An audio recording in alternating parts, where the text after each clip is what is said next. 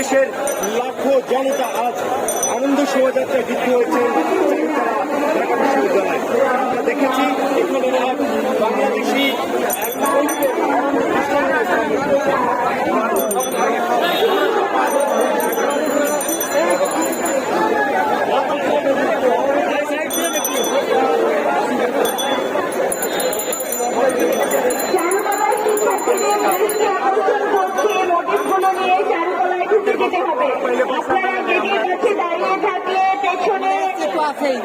Jam লেগে যাচ্ছে, আপনারা গেটের কাছে দাঁড়িয়ে থাকলে পেছনে জ্যাম লেগে যাচ্ছে। চারুকলা শিক্ষার্থীদের দৃষ্টি আকর্ষণ করছি।